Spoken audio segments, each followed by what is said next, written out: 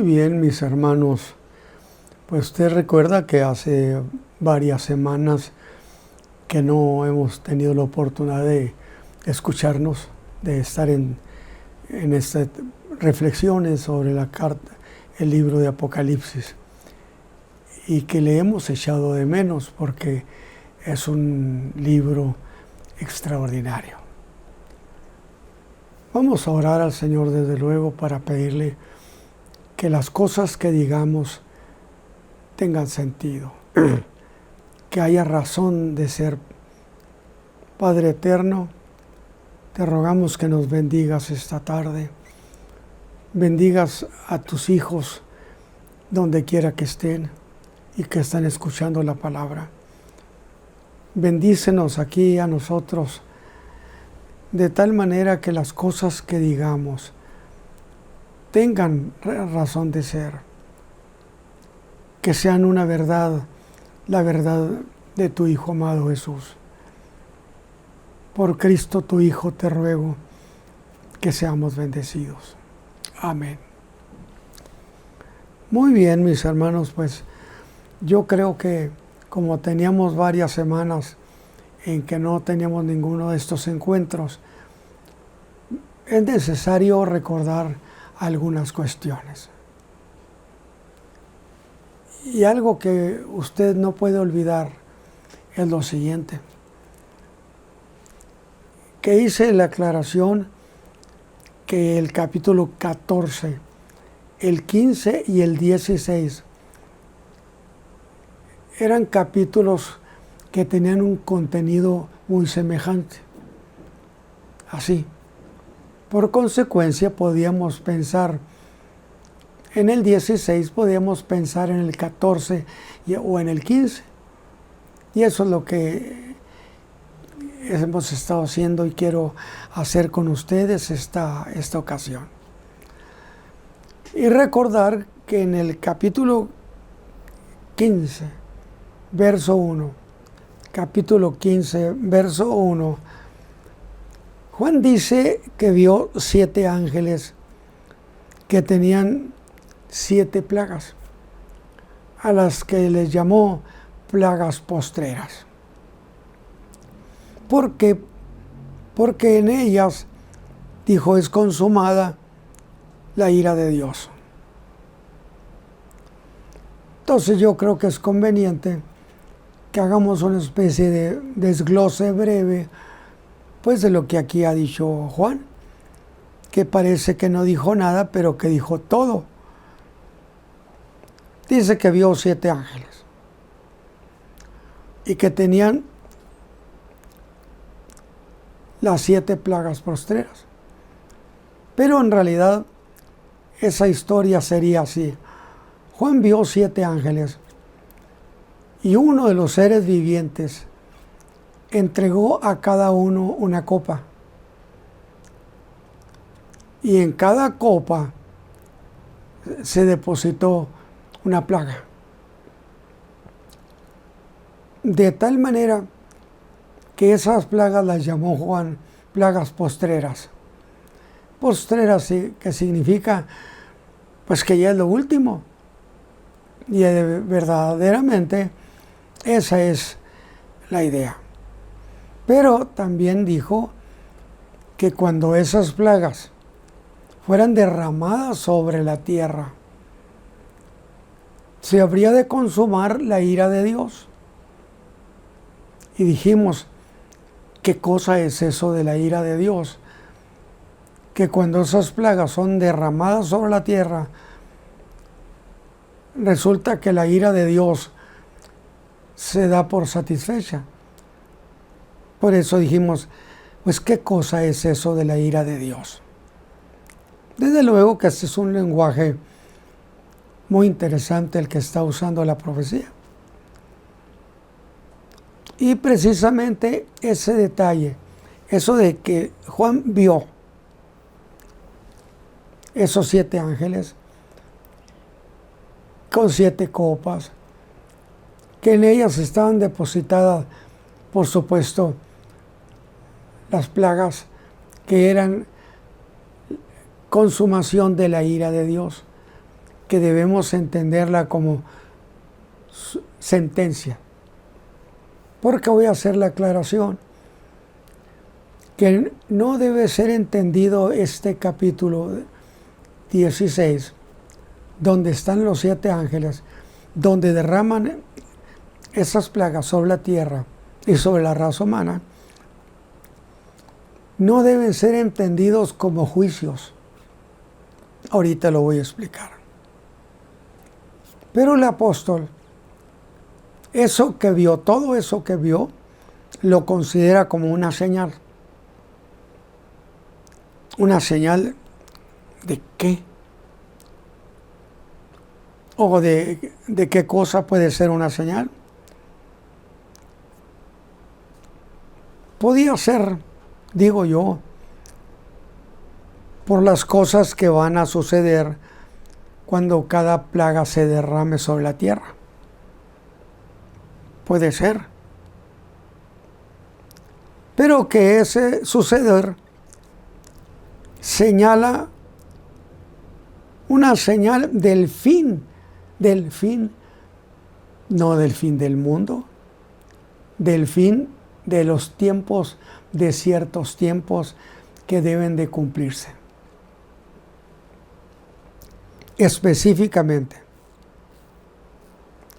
ciertos tiempos para la tierra y para la raza humana. Pero debo reconocer también que hasta en cierto sentido se distingue en esa declaración del apóstol Juan que se trataba de que a esos 7 ángeles, dije, un ser viviente había dado una copa a cada uno. Pero el contenido de cada copa eran precisamente las plagas. Plagas que habrían de derramarse sobre la tierra y consecuentemente sobre la raza humana. Una en cada copa. A los que Juan llamó o describió como las 7 plagas últimas que han de venir a la tierra. Muy bien, así hicimos un desglose de manera muy sencilla. 7 ángeles, cada uno con una copa. En cada copa estaba una plaga que habría de derramarse sobre la tierra y consecuentemente sobre la raza humana.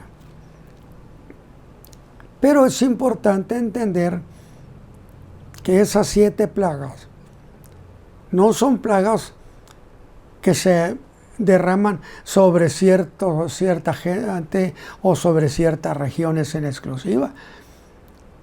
Está en realidad presentando la idea de que son plagas que son derramadas sobre toda la tierra. Consecuentemente, son sentencias o plagas sobre toda la raza humana. No son casuales ni son tampoco de cierta región. Y esto me lleva a mí a insistir en algo, aunque ya lo he mencionado, pero teníamos tantos días sin vernos, mis hermanos, que vale la pena recordarlo. Y entonces tengo que insistir que estos no eran juicios, que no se estaba haciendo juicio sobre la tierra y sobre la raza humana. Usted me va a decir, hermano Ramos, pero ¿cómo explica eso? Sí, vamos a irnos despacito porque conviene que tengamos muy clara esta cuestión. No eran juicios, pero sí eran juicios que se habían hecho. Y creo que es muy claro que en el medio judicial, cuando se hace un juicio, al final del juicio se dicta sentencia. ¿Qué estoy diciendo? Que lo que aquí sucede no son 7 juicios que se están haciendo, sino 7 juicios que ya se han hecho y que se ha dictado sentencia. Por lo tanto, esos 7 ángeles están aplicando la sentencia que se ha dictado en esos juicios, no que se vayan a dictar. Han sido, o sea, no son juicios que se vayan a hacer o a ejecutar. Son sentencias de juicios, escúcheme bien, que ya han sido hechos en el tribunal de Dios. Y nadie es juzgado 2 veces por el mismo delito. Se había hecho un juicio sobre la tierra y sobre la raza humana. Ahora, es muy posible que esos 7 sentencias, porque voy a insistir en no llamarlos 7 juicios, aunque son producto de que se ha hecho 7 juicios en el tribunal de Dios, del Señor, sobre ciertas cosas, y que al terminar ese juicio en particular se dicta sentencia. Sentencia que son los ángeles en ejecutarlas. Entonces, juicios que ya se han hecho, los ángeles ejecutan 7 sentencias, lo que quiere decir que son producto de cada juicio. No significa que esas 7 juicios, o esas 7 sentencias, van a ser ejecutadas durante los 3 años y medio de la gran tribulación. Porque usted recordará que siempre se ha acostumbrado a decir a veces los 7 años de la gran tribulación. Yo siempre he dicho, no son 7 años de gran tribulación, aunque convencionalmente los reconocemos así, convencionalmente porque conviene verlos así. Pero que 3 años y medio, 3 años y medio, son representados empezando por aquel caballo blanco, tiempo justamente donde Apocalipsis 12 nos enseña que la iglesia ha sido levantada, capítulo 12, y que se hace un juicio, porque la iglesia no ha sido juzgada oficialmente. Es decir, oficialmente, que significa que haber un tribunal, un fiscal y alguien acusado, para que se considere eso un juicio oficial. Y esos 3 años y medio que Satán estuvo acusando a la iglesia, capítulo 12, no hubo mucha actividad acá en la tierra, y la Escritura nos avala para decirlo. No hubo gran actividad o actividad notoria de gran tribulación acá en la tierra. Por consecuencia, esos 3 años y medio los consideramos la primera mitad de la gran tribulación. Y después de que se ha terminado ese juicio en el capítulo 12. Y la iglesia ha vencido a Satán el acusador, el fiscal implacable.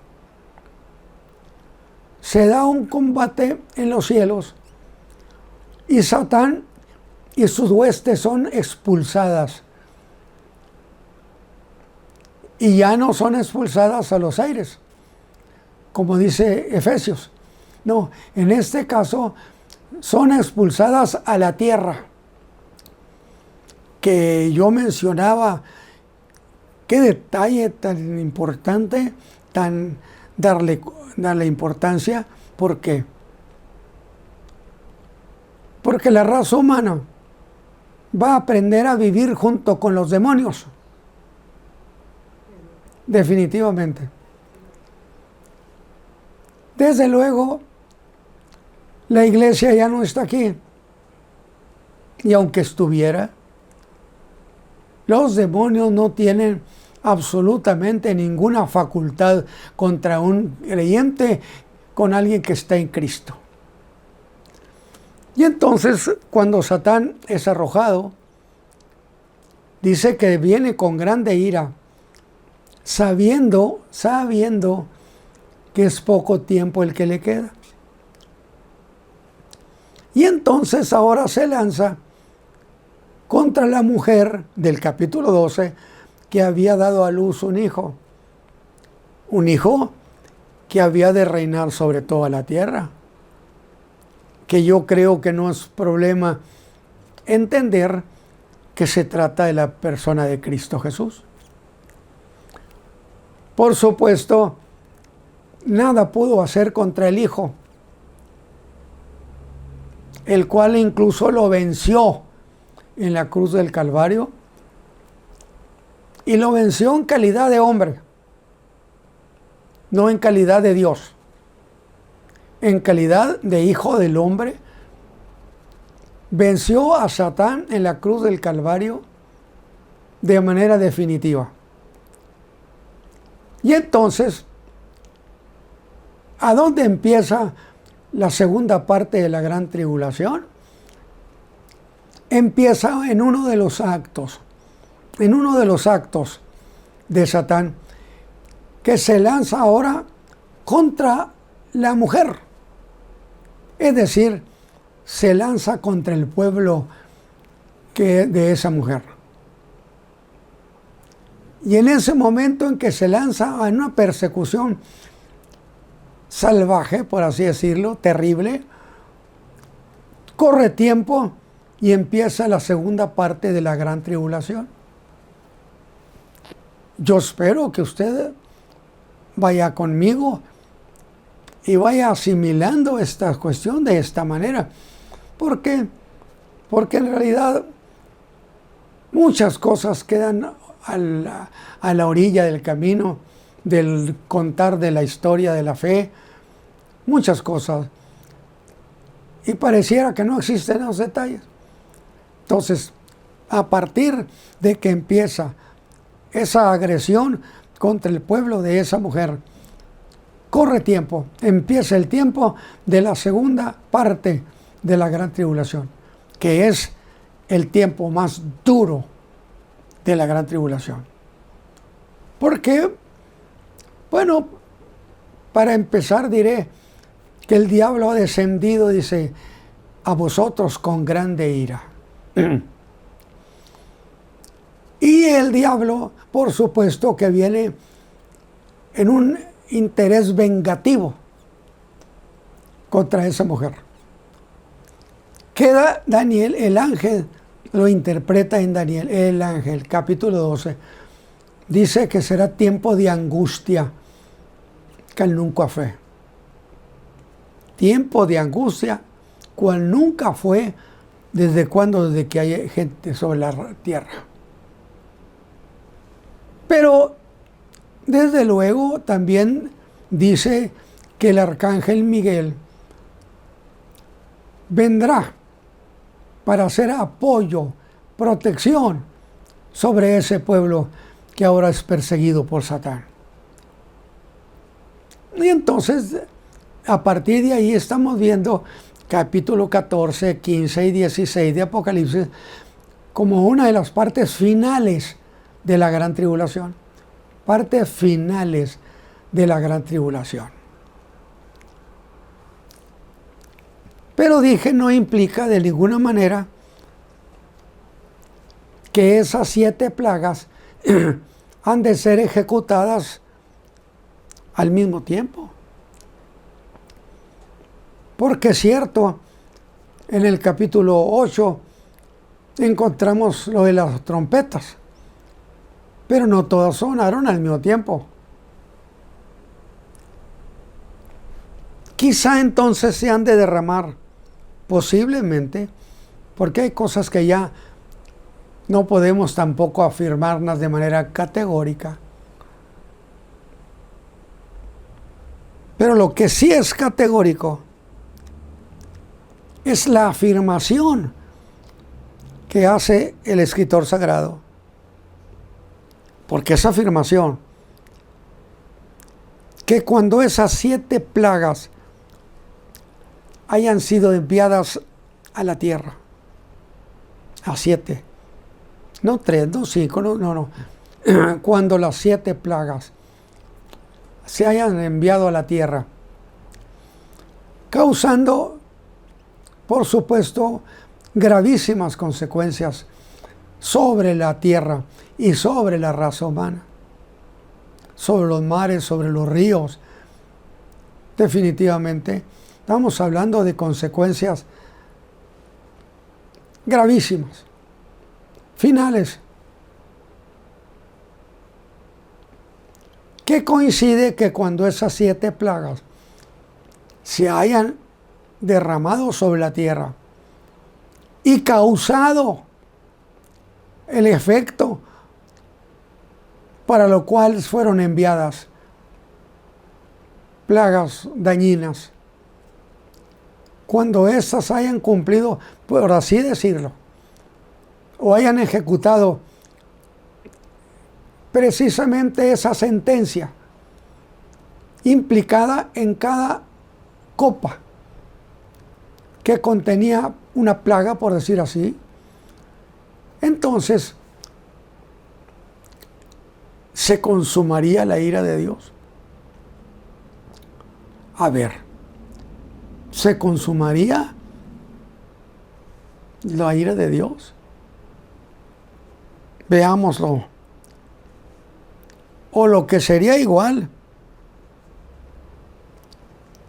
a que cuando esas sentencias, los ángeles derraman las copas sobre la tierra y sobre la raza humana, pero como representan una sentencia de la justicia divina, estas también tienen tiempo de cumplimiento, no de juicio. No, tiempo de cumplimiento del castigo en proporción a las razones divinas que están juzgando cierta región o cierta parte de la tierra o la tierra entera. Pero como son sentencias dictadas por la justicia divina,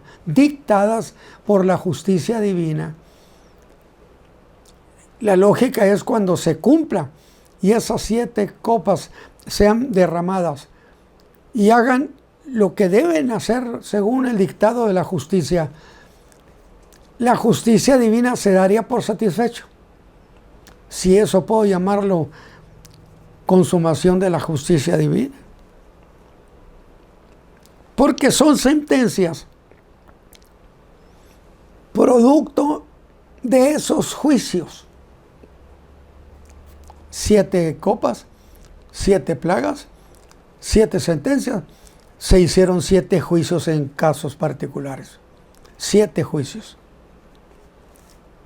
De tal manera que al cumplirse todo ese tiempo de la sentencia, no de hacer juicio, de la sentencia, no hay más.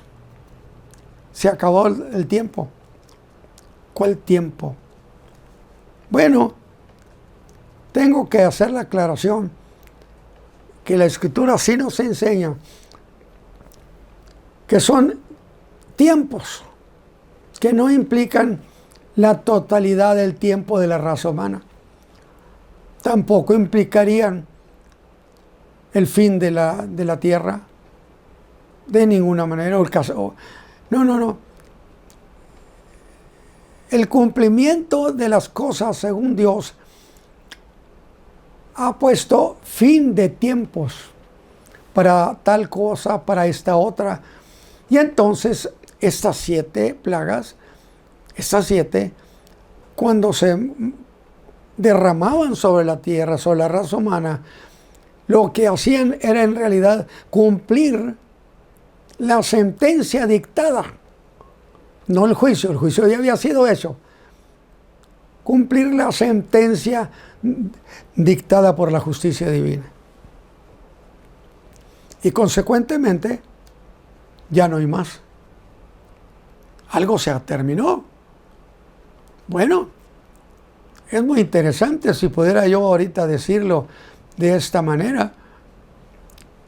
Israel no cree, pues lo dijo Pablo a los romanos. Romanos 11:26, incrédulo. ¿Y por qué espantarnos de decirlo?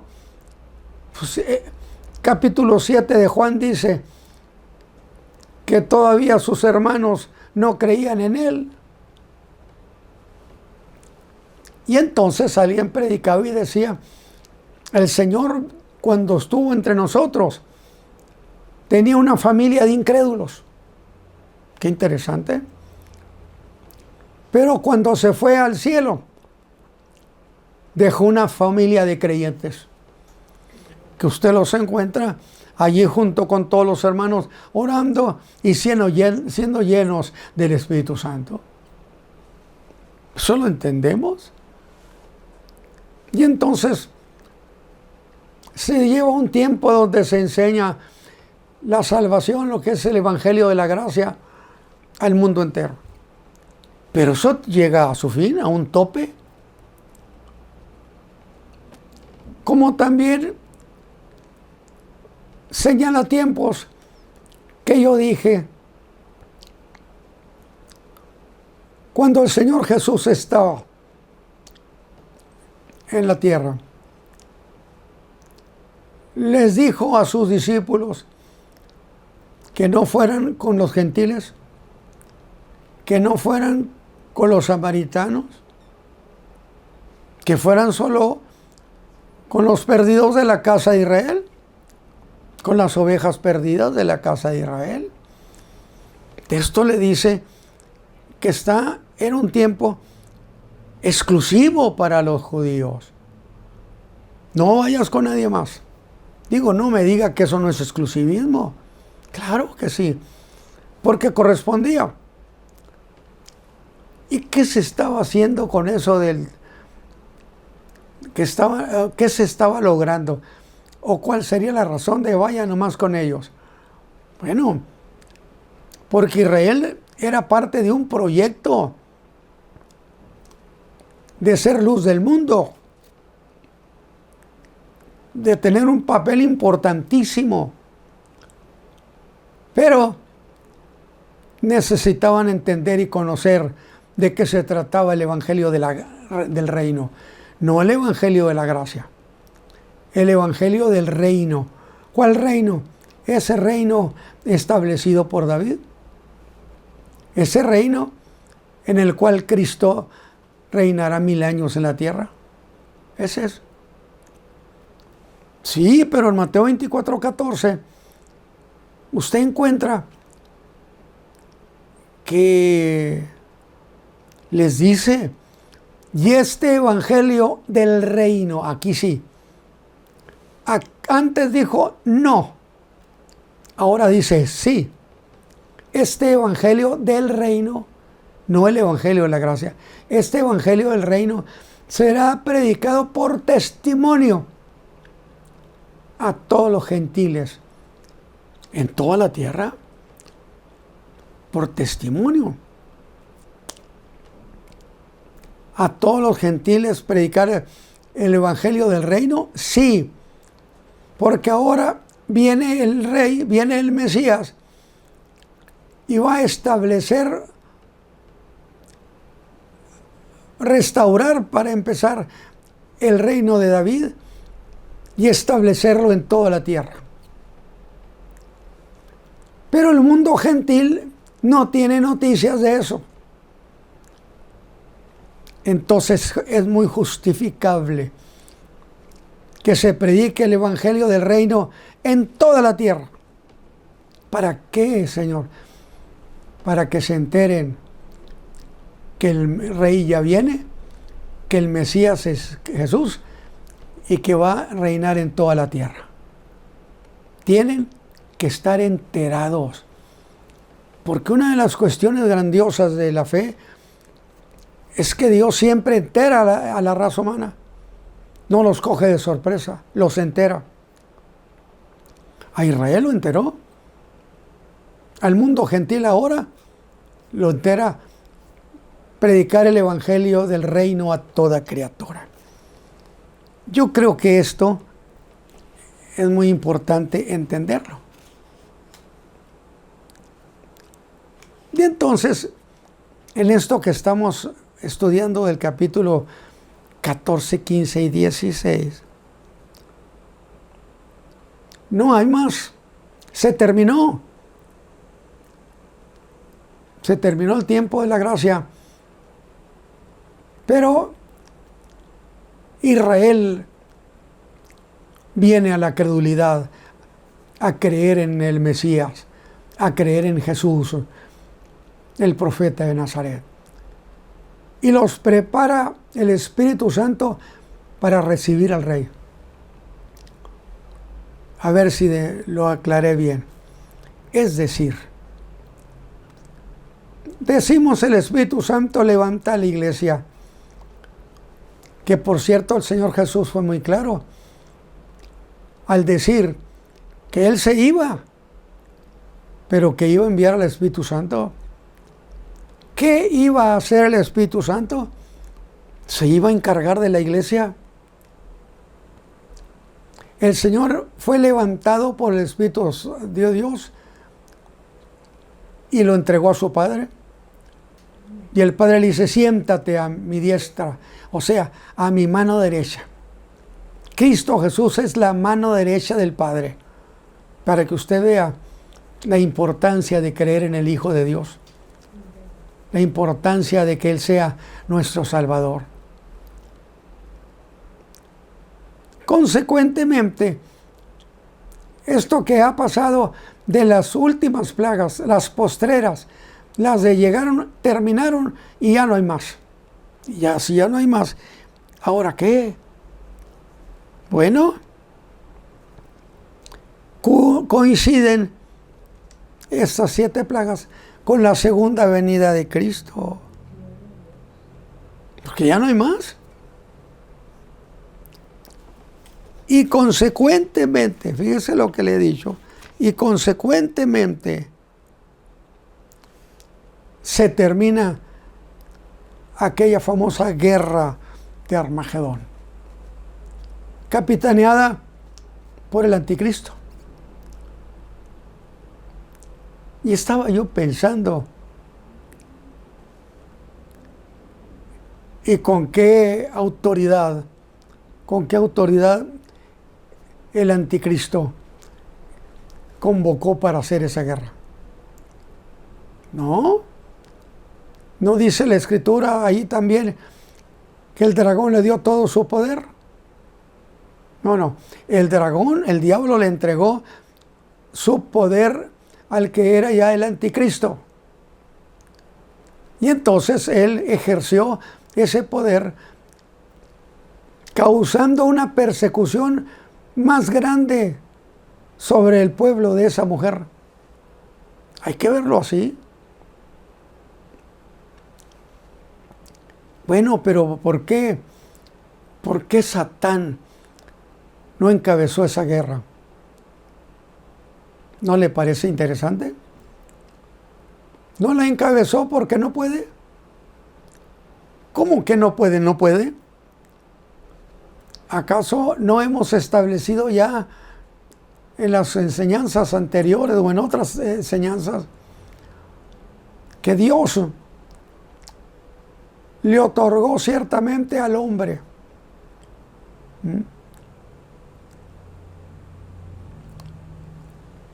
la capacidad para ejercer en la tierra autoridad.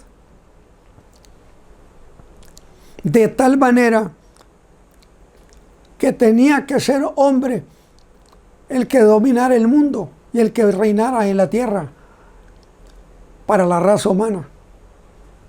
Y el Verbo se hizo carne y habitó entre nosotros. Y ahora viene en su segunda venida, pero es el que nació en Belén. El Verbo se hizo carne y ahora viene. ¿Qué estoy diciendo? Que como se hizo hombre, tiene toda la facultad, todo el derecho de sentarse a reinar sobre la raza humana. A ver, no sé si lo expliqué bien. Yo espero que sí. El diablo, ¿usted cree que no quisiera tener dominio sobre la tierra? ¿Establecer su reino? Pues si es que lo intentó como usurpador. Y el Señor Jesús dijo, viene el príncipe de este mundo, no tiene nada conmigo. Pero, ¿usted cree que el diablo no le gustaría dominar sobre toda la tierra? ¿Tener dominio y señorío? Sí, pero no puede. Porque él no puede encarnarse. Porque él no puede ser hombre. Y como ese principio quedaba fuera de su dominio y su alcance, pues entonces dije yo en alguna ocasión que buscó un prestanombre. Y para mí el anticristo es un prestanombre.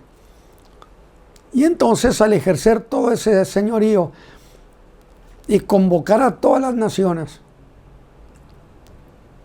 y levantar un ejército impresionante como hombre, porque el anticristo es una persona, es un hombre con el derecho de hacer ese intento, porque es hombre. Es lo que quedamos. De tal manera que habrá de ejercer ese poder. El problema es que en ese tiempo el Señor Jesús viene a la tierra, su segunda venida. Aquello de que decían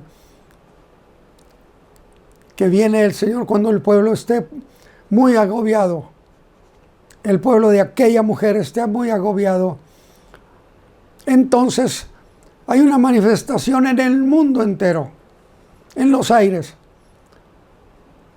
El Señor Jesús viene como un caudillo, Rey de reyes y Señor de señores. Y en esa manifestación de poderío, que por supuesto supera el poderío que Satanás le había dado al anticristo. Digo, ¿por qué hay que entenderlo así? Superó el poderío que el anticristo le había otorgado. ¿A quién? Al anticristo. Pero el anticristo no puede de ninguna manera superar el poderío del Hijo de Dios. Y él llega a la tierra. ¿Y qué sucede? Derrota al anticristo, derrota a Satán. Y entonces, alto, Armagedón. ¿Se termina Armagedón? ¿Por qué se termina? Porque su líder, el anticristo, ha sido vencido. Por eso dije, me interesó en aclarar esta cuestión de el derecho de la raza humana para gobernar la raza humana, era necesario ser hombre, establecido eso por Dios. Por eso el Verbo se hizo carne, con toda la facultad y el derecho de venir y someter al mundo entero, a las naciones. Cosa que habrá de suceder sin duda muy pronto. Entonces, el poder que tenía el anticristo era el poder que detentaba a Satán, porque la Biblia es muy clara que por supuesto que Satán ejercía un poder, por supuesto. Poder que pertenece a Dios, porque Dios es la fuente de todo poder, pero un día se lo va a quitar y el diablo va a quedar, como sería, en una condición de un inválido en términos de poder, pero además le va a quitar la sabiduría, porque el diablo, Dios no le quitó ni el poder ni la sabiduría. Isaías lo dice, de tal manera que ahora le quita el poder y le quita la sabiduría. Entonces, el anticristo, por supuesto que no tiene con qué, es derrotado, y junto con él es derrotado también el falso profeta. El falso profeta era, por así decirlo, el ayudante del anticristo, y hacía que las gentes creyeran en el anticristo, que lo adoraran.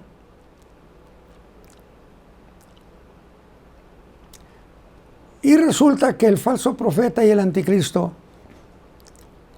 son enviados al abismo. Y no hay ninguna indicación de alguna fecha de salida. Quiere decir que esto es eterno. El anticristo, el falso profeta. Pero no solamente a ellos. Un ángel aprende a Satán. Es que la autoridad que ese ángel tenía, pues tenía el poder de Cristo Jesús, el vencedor de Satán. Y lo manda al abismo. Y aquí sí dice fecha de caducidad de eso. Es decir, en el caso de Satán, en el caso del falso profeta y el anticristo, guarda silencio, lo que significa eternamente en el abismo. Eternamente. Castigo eterno. Sin suspensión. Pero tratándose de Satán, sí tiene una fecha. A ver, mis hermanos. Es lanzado al abismo. Y allí Satán estará 1000 años. Entonces sí tiene fecha de cumplimiento. Aunque se le autorizará que salga. La Biblia dice que va a convocar a las naciones y a los ejércitos para hacer una pelea contra Dios en la persona de Jesucristo, que es el que reina en la tierra. Y entonces, en esa batalla, se le termina el tiempo para siempre a Satán. Estoy recordando porque hemos tenido varias semanas en que no hubo oportunidad de estar con ustedes. Por eso estoy haciendo esto. Y ese tiempo de 1000 años, Satán en el abismo, coinciden con el tiempo de los 1000 años del reinado de Cristo en el milenio. Por eso, en ese milenio del gobierno de Cristo, la tierra es bendecida, la tierra vive en paz, aunque sí habrá manifestaciones de rebelión durante el gobierno de Cristo en la tierra. Usted me va a decir, ¿a dónde dice Salmo 2? Que dirán, hay que quitarnos el yugo del hijo de Isaí. ¿Por qué? Vamos a estar sujetos a él. Y habrá una rebelión con los reyes de la tierra contra Dios. De tal manera que en esa rebelión, se termina para siempre. Ya no le llamaríamos, yo no le llamo oportunidades a Satán, porque Satán ha estado condenado desde el principio de los tiempos.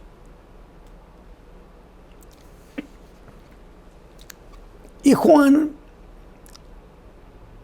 viéndolo, hablando de la profecía de Apocalipsis, capítulo 16, porque vamos entrando al 16, porque estamos diciendo hay que volver, hay que regresarnos para retomar la clase, retomar la reflexión. Yo sé que hay muchos enseñadores y usted, y muy buenos, y que Dios los bendiga a mis hermanos. Pero Juan entendió los de esos 7 ángeles, entendió el asunto o el caso de los 7 ángeles con 7 copas, donde en cada copa se depositó una plaga. No sé si una plaga en plural, porque dice plagas. Ok. Y eso va a causar que haya una rebelión en el tiempo milenial de Cristo. Capítulo 2. Y ellos pedirán, vamos a quitarnos el yugo del hijo de David. Lo estoy explicando de esa manera. Pero dice que Dios dirá, pero yo ya lo he establecido en Sión. Es decir, ya está establecido para siempre. No puede ser quitado. Porque es reino eterno. Entonces ve usted las coincidencias tan hermosas que pareciera que no dice nada, pero lo dicen todo.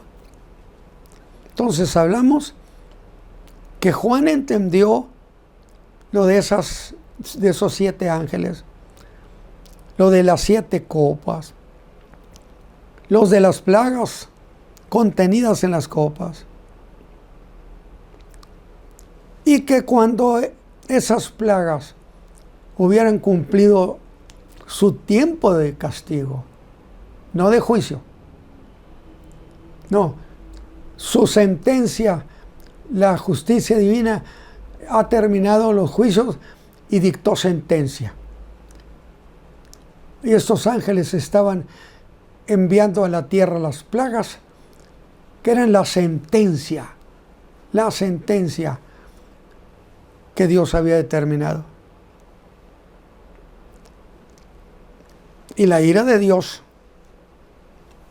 se consumó. ¿Qué es que se consumó? Que el tiempo que merecía ese castigo se ha terminado. Que se cumplió con la sentencia. Digo, porque no puede ser que esos juicios, esos por causas muy justificadas, se quedaran sin sentencia. Entonces estos 7 ángeles lo que hacen es ejecutar las sentencias.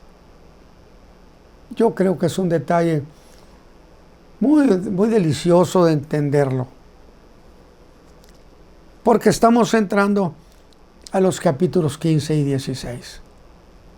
Porque estoy regresando para decir, hermanos, no nos hayamos visto durante varias semanas, pero vamos a regresar. Ahora, lo que yo estoy mencionando, ustedes lo habrá de recordar. Muchos otros dirán, no lo había entendido. Bueno, pues por ellos y por todos, yo digo, pues entonces volvamos a esto, de esta manera. Los capítulos 15 y 16 que nos llevan, fíjese bien, a juicios. Me va a decir, no, que no son juicios. Nos llevan a juicios de Dios que ya han sido hechos. ¿Vamos bien? Nos llevan a juicios de Dios, pero juicios que ya han sido hechos. Y que involucran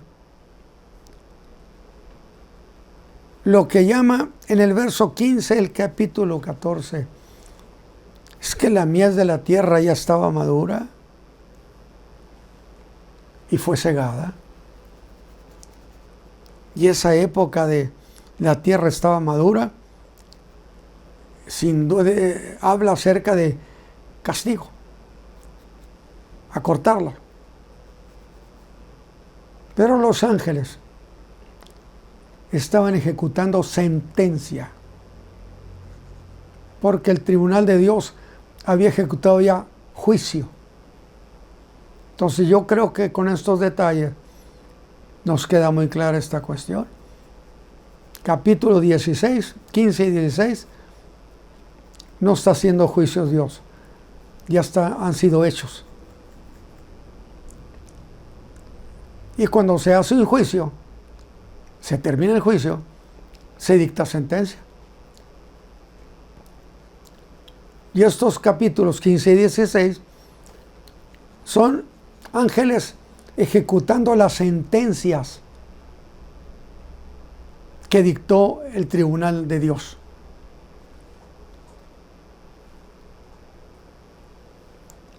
Y había de cegar, cortar la tierra. Dice, el que estaba sentado sobre la nube echó su hoz sobre la tierra y la tierra fue cegada. Luego dice que toda la tierra fue cegada. Es lo que yo decía. Luego, no son castigos sobre cierto sector de la tierra, sino sobre toda la tierra. Y por implicación, sobre toda la raza humana. Pero antes, conviene retocar esto. Conviene darle un contexto. De nuevo. Y es que no se está haciendo ningún juicio. Los ángeles vienen porque ya es cosa juzgada. Y si usted conoce un poco de eso, cosa juzgada significa se terminó. Ya no se está juzgando. Ya esto en la tierra, capítulo 16, es cosa juzgada. Y esas plagas de la ira de Dios son las sentencias de castigo que se ha dado en cada juicio. Por supuesto que son juicios proporcionales al castigo que merece. Dice Isaías, porque se lo merece.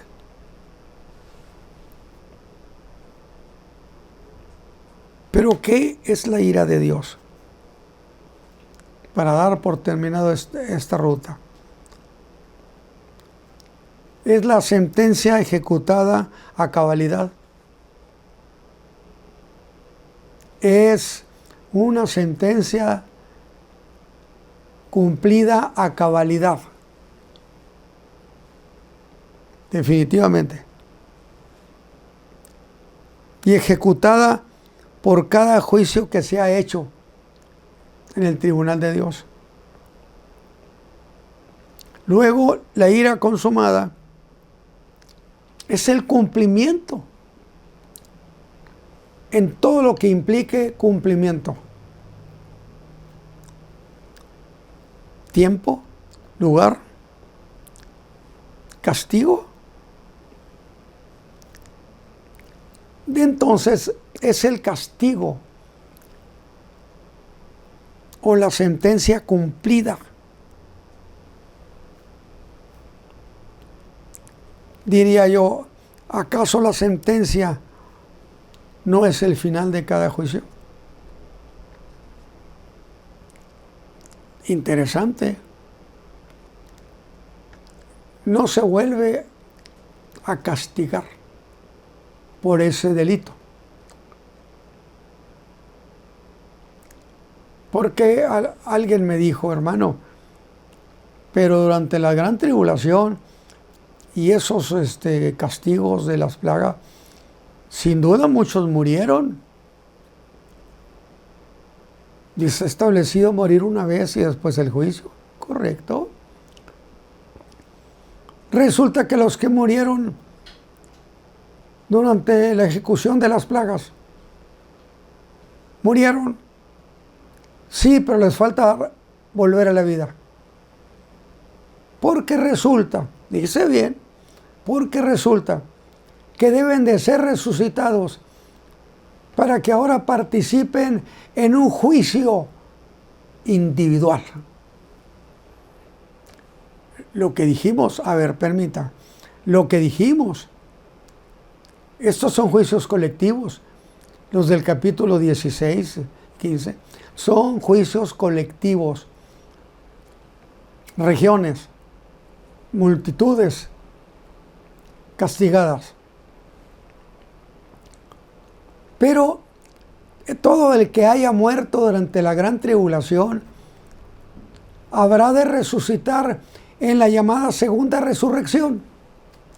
Y ahora sí, ahora preséntate para el juicio personal, individual. Porque se diría, no se juzga dos veces por el mismo delito, no. Porque lo otro era un juicio por otras razones.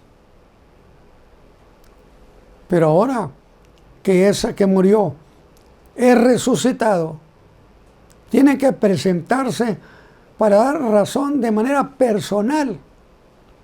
Dice la Biblia, y los libros fueron abiertos.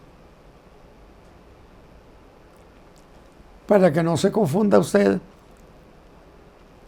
La raza humana, nadie ha sido juzgado por su pecado. Es decir, hermano, es que se acostumbra a decir, ya murió fulanito, ya está juzgado de Dios. No. Ya se murió. Pero no hay más que dos resurrecciones. La primera resurrección empieza con Cristo, que es el primogénito de los muertos. A ver, otra vez. La primera resurrección empieza con Cristo, que es el que resucitó primero.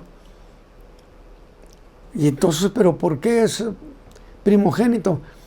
Porque Cristo Jesús es primero, porque es el único que murió para no volver a morir. Lázaro fue resucitado, pero volvió a morir. De tal manera entonces, que quede claro, la primera resurrección implica que todos los que han muerto y creen en Cristo o tienen una relación con Dios, con el Señor, el Espíritu Santo los levante. Que tengan 3,000, 4,000, 5,000 años, no hay problema. Los levanta para presentarse ante ese juicio divino. Donde afortunadamente, y lo digo así, no debería decirlo así, pero ya lo dije, no regresan a ninguno. Porque el Espíritu Santo dice, conoce a los que son suyos y no se va a equivocar. Todos esos creyentes que tengan miles de años, no importa. Pero eran gente con fe, confianza, con relación con Dios, van para arriba. Incluso Pablo lo dijo, y luego nosotros los que vivimos. O sea, se hizo la resurrección, un instante, y los creyentes son levantados. Pero nosotros que vamos caminando por la calle y que el levantamiento se está haciendo, ¿qué dijo Pablo? ¿Qué dijo el apóstol Pablo? Luego nosotros los que quedamos seremos transformados. Yo no sé qué tiempo tenga todavía. Seremos transformados.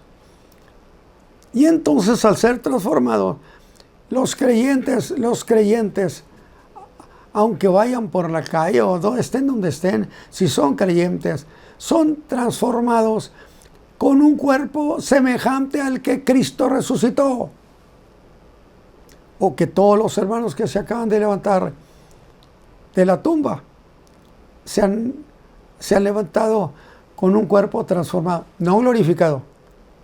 Eso es otra cosa. Cristo dijo, glorifícame, pero cerca de ti. No voy a entrar a ese detalle. Entonces, esa es la primera resurrección. Los dos testigos que Apocalipsis dice que los ejecutaron y murieron y los tiraron en la plaza de Jerusalén, pues los mataron, les quitaron la vida, pero ahí mismo tienen que resucitarse, y lo dice la Biblia. Se espantarán cuando los vean levantarse. De tal manera que en la tierra no quedará ni un solo creyente muerto en la primera resurrección. No queda ni uno solo. Luego nosotros los que quedamos, dijo, seremos arrebatados, hay que ser transformados. Luego, en la segunda resurrección, son resucitados todos aquellos que no tuvieron una relación con Dios, con Cristo Jesús. Y la muerte tendrá que soltarlos. Por eso yo decía, un día la muerte se quedará sin chamba. Porque se quedará con nadie en la mano. El que ha tenido atrapados allí, millones y millones de gente que han muerto. Ese es su territorio. Pero entonces en la segunda resurrección no se queda nadie muerto. Porque Dios no creó al hombre y al ser humano para que siguiera viviendo eternamente.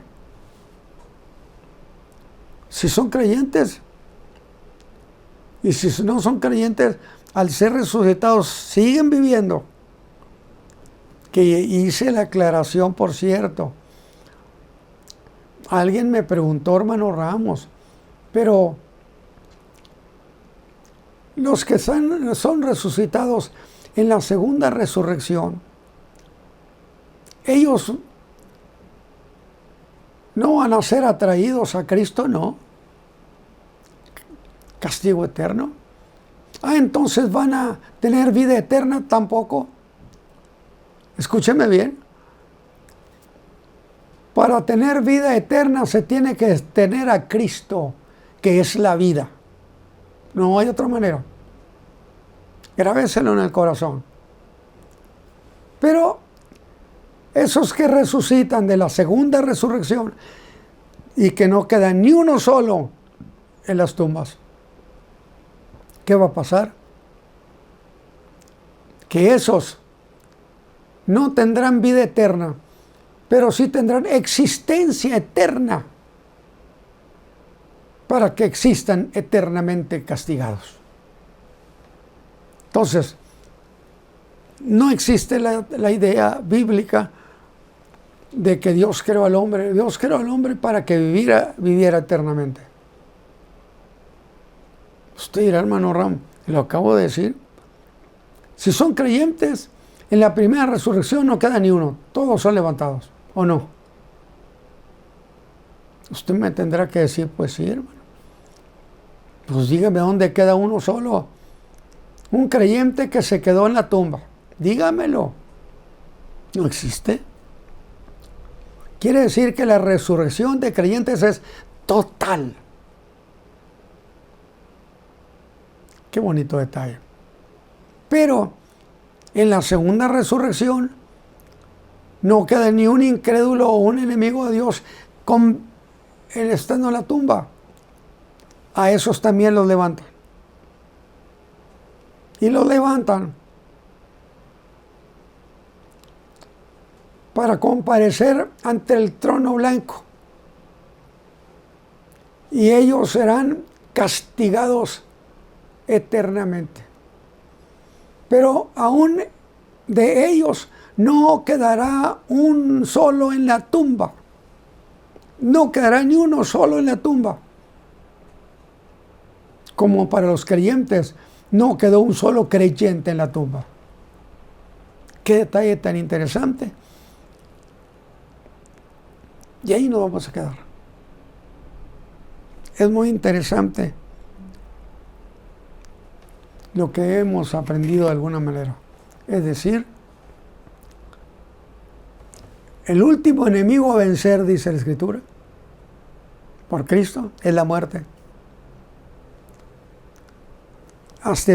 Hasta que ponga, siéntate a mi diestra, le dijo el Padre, hasta que yo ponga a tus enemigos debajo de tus pies.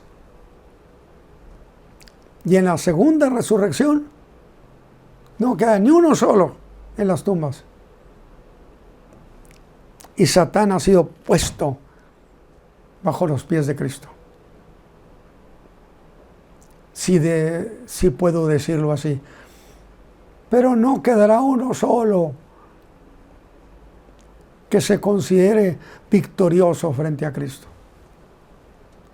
Todo ha quedado terminado. Y así con esta aclaración nos preparamos para ahora sí empezar